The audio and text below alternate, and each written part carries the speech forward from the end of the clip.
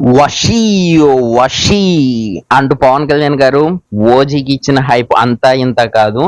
ఎట్టకేలకు ఓజీ అయితే రిలీజ్ అయిపోయింది. పవన్ కళ్యాణ్ గారు అయితే నెక్స్ట్ లెవెల్లో most stylish and handsome look లో కనిపించారు. ఆ హీరోయిన్ ప్రియాంక మోహన్ గారు వెరీ హోమ్లీ క్యారెక్టర్, చాలా బాగుంది. ఫ్యామిలీ ఓరియంటెడ్ గా తీసుకెళ్లారు. పవన్ కళ్యాణ్ గారికి ప్రియాంక గారికి మధ్య కెమిస్ట్రీ కూడా చాలా బాగుంది. ఇమ్రాన్ హష్మి అయితే ఓమ్నిలా కనిపిస్తారు. విలన్ క్యారెక్టర్ నెక్స్ట్ లెవెల్లో ఉంది. ఆ క్యారెక్టర్ కూడా అల్లాడించేశారు. ఒక్క మాటలో చెప్పాలంటే దుమ్ము దులిపేశారు అంతే. ఇకపోతే ఓజీ పవన్ కళ్యాణ్ గారు, నాకు తెలిసి పవన్ కళ్యాణ్ గారు ది బెస్ట్ లుక్ లో ముఖ్యంగా కనిపించారు. ముఖ్యంగా ఆ జపనీస్ తో ఉన్న కనెక్షన్, ఇంటర్వెల్ బ్యాక్గ్రౌండ్ అదిరిపోయింది. ప్రీ క్లైమాక్స్ సీన్స్ కూడా అదిరిపోయాయి.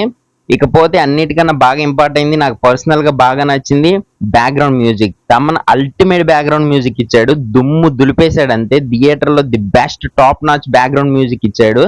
ఎక్కడ పవన్ కళ్యాణ్ కనిపించినా, ఎక్కడ హీరోయిన్ కనిపించినా, విలన్ కనిపించినా, ఎవరికి ఇవ్వాల్సిన బ్యాక్గ్రౌండ్ వాళ్ళకి ఇచ్చి వాళ్ళని బాగా ఎలివేట్ చేశాడు విత్ బ్యాక్గ్రౌండ్ మ్యూజిక్ తో. టాప్ నాచ్ లో ఉంది ప్రతి ఒక్క సీను.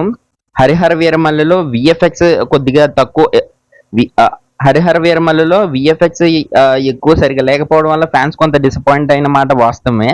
ఈసారి మాత్రం విజువల్ ఎఫెక్ట్స్ గానీ గ్రాఫిక్స్ గానీ ఎటువంటి లోపాలు లేకుండా ప్రాపర్ గా ఉంది. విజువల్ ఎఫెక్ట్స్ అన్ని కూడా టాప్ నాచ్ లోనే ఉన్నాయి. ఇక ఎవరు ఎక్స్పెక్ట్ చేయింది రాయ్ తో సీన్ అదేనండి, సాహోలో రాయ్. మీకు ఐడియా ఉందా? దీంతో లింక్ అయితే ఉంది మూవీకి. అర్జున్ దాస్ గారి యాక్టింగ్ చాలా బాగుంది. ఆయన వాయిస్ మాడ్యులేషన్ తో కూడా ఎలివేషన్ అయితే ఇవ్వడం జరిగింది. ఆయన పార్ట్ ఆఫ్ వర్క్ కూడా సినిమాలో చాలా బాగుంది అనిపించింది. ఓవరాల్ గా మూవీ అయితే చాలా బాగుంది. ఇవన్నీ పాజిటివ్ అయితే. ఇక నెగిటివ్ విషయానికి వస్తే అక్కడక్కడ కొంచెం స్లో అనిపించింది మూవీలో. ఎక్కువ ఎలివేషన్ సీన్స్ ఎక్కువైపోయాయి. కొంచెం ఎమోషనల్ సీన్స్ కొంచెం తక్కువ ఉన్నట్టుగా అనిపించాయి. ఉన్న ఎమోషనల్ సీన్స్ కూడా బాగా ఇంటరాక్ట్ అవ్వలేదేమో అనిపించింది. థియేటర్ నుంచి బయటకు వచ్చేటప్పుడు మాత్రం సినిమా బాగుందనే ఫీల్ తోనే బయటకు వస్తారు. పార్ట్ 2 కూడా ఉందంట. Let's wait and watch. Total గా నా రివ్యూ వచ్చేసరికి 3.8 అవుట్ ఆఫ్ 5. Thank you.